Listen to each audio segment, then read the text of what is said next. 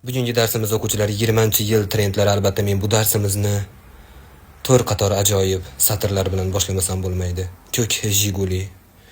Kim ko'k Jiguli eslatadi sevgimizni, Jiguli.